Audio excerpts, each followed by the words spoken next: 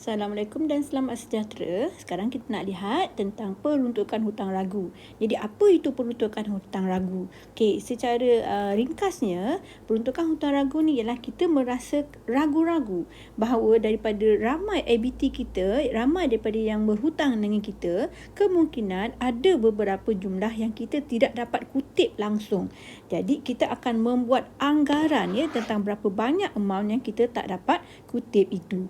Jadi ini menyebabkan ABT kita akan berkurangan. Okay? Jadi daripada ramai-ramai tu, contohnya kita ada orang berhutang dengan kita berjumlah 10 ribu. Tapi kemungkinan ada di antara jumlah ini yang tidak mampu untuk bayar kita.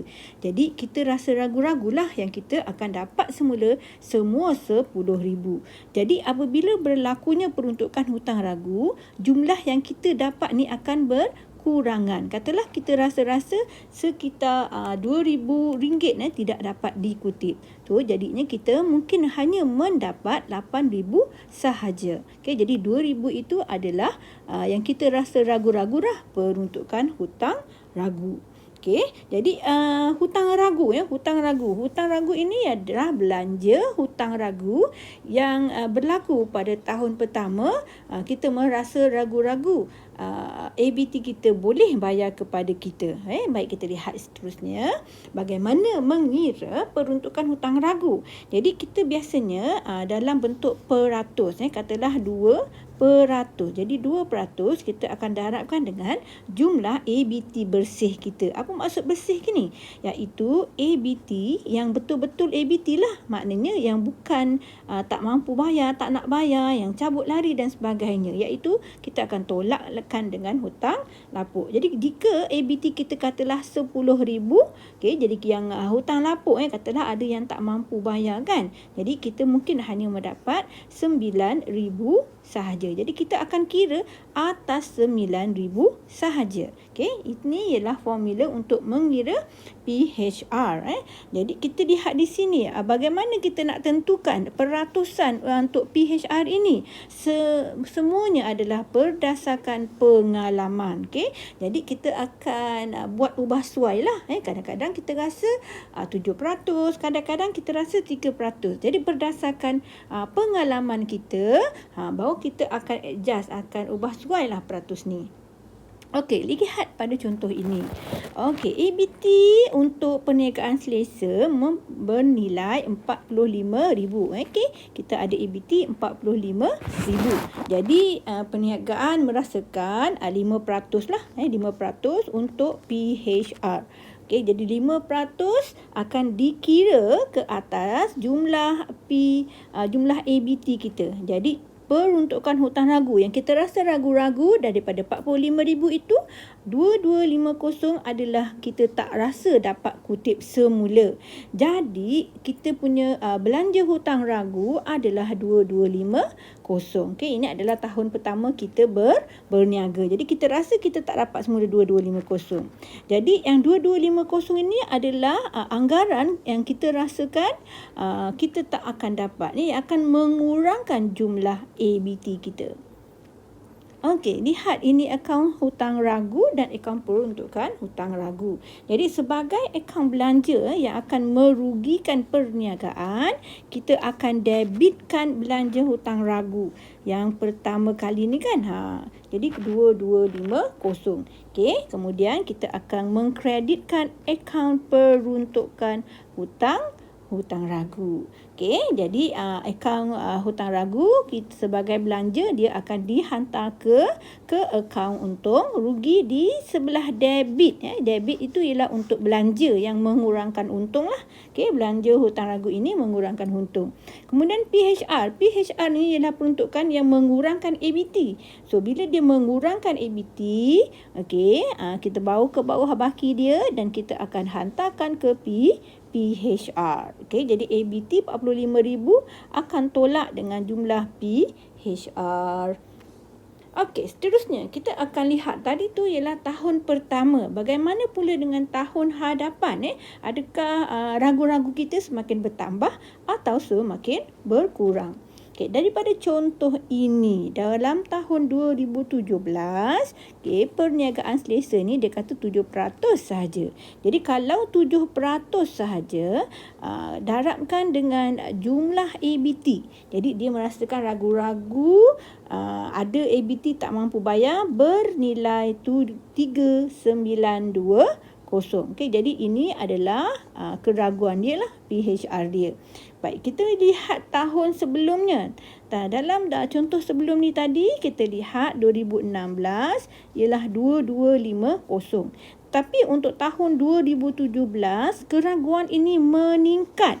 Meningkat daripada 2250 kepada 3950. Jadi di sini kita lihat PHR telah bertambah sebanyak 1670.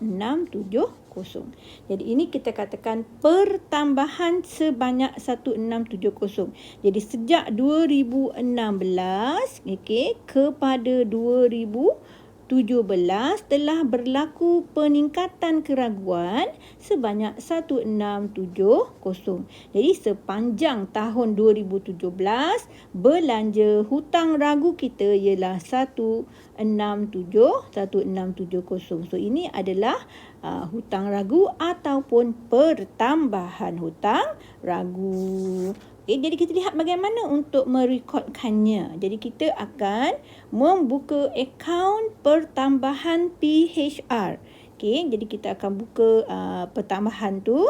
Jadi itu merupakan satu perbelanjaan dan PHR ini adalah akaun kontra. Akaun kontra iaitu dia akan mengurangkan induknya iaitu ABT.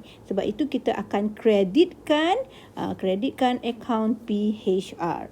Okey, kita lihat akaun pertambahan tadi merupakan satu akaun belanja. Jadi bila belanja bertambah, kita akan debitkan akaun belanja dan kita akan kreditkan akaun peruntukan itu. Akaun kontra tadi itu. Jadi pada asalnya, kalau kita lihat contoh sebelum ni, iaitu pada tahun 2016, dia hantar bawah kepada tahun berikutnya, tahun 2017. Jadi yang dia hantar tu ialah 2250 asalnya. Jadi tahun 17 kita kira lagi didapati ada pertambahan PHR 1670.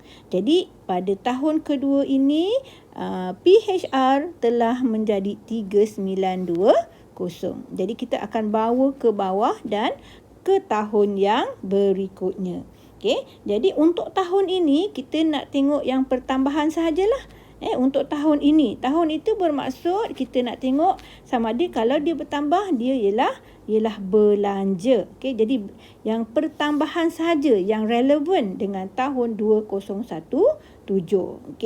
Baik, jadi dalam penyata kedudukan kewangan, asalnya pada tahun 2017 kita ada 56,000. Jadi macam sebelum juga kita akan tolakkan PHR yang telah kita kira, keseluruhan PHR.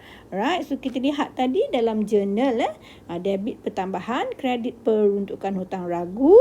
Jadi dalam akaun pertambahan kerana dia ialah belanja, maka kita akan pindahkan pertambahan PHR ke akaun untung rugi.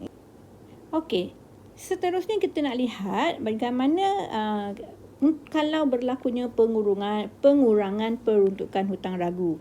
Jadi andai kata tahun 2016 kita dah kira dan kita dapat 2016 kita dapat 2250. Jadi kita nak lihat pada tahun 2017 pula, hujung tahun 2017 berapakah PHR dia. Jadi kita nak tengok di antara sepanjang tahun 17 ini berlaku pengurangan ke tambahan. Jadi katalah pada kali ini kita tukar menjadi 3%. Pada asalnya kan 7% kan. Sekarang ni jadi 3%. Dan ABT ialah 56,000. Jadi kalau 3% darabkan dengan 56,000, kita dapat 1680. Jadi 1680 ini adalah PHR yang terbaru. Jadi kita bandingkan dia menjadi semakin kurang sebanyak 570. Bagus tak? Bagus kan? Peruntukan hutang ragu semakin berkurangan. Jadi ini akan menyebabkan pertambahan lah kepada hasil semula. Jadi kita lihat bagaimana untuk mencatatkan dalam akaun berkenaan. Baik, kita akan buka akaun peruntukan hutang ragu. Jadi yang terkini ialah 1680. Asalnya ialah 2250, iaitu yang kita bawa, hantar bawa kepada bawah untuk tahun 2017. Jadi sepanjang tahun 2017 berlaku pengurangan 570. Jadi apabila kita debitkan akaun PHR, maka kita akan kreditkan akaun pengurangan, okey, di sebelah kredit. Alright.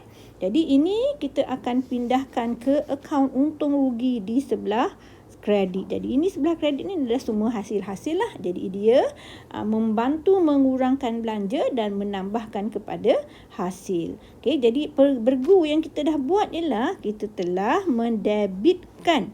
Okey, ini sebelah debit, telah mendebitkan PHR dan kita telah mengkreditkan pengurangan. Okey, pengurangan PHR. Jadi yang masuk dalam PKK adalah yang hantar bawah yang ada dalam akaun PHR. Okey, 1680 yang kita kira itulah. Jadi kita kira tu, kita masukkan dalam PKK dan dia akan mengurangkan ABT.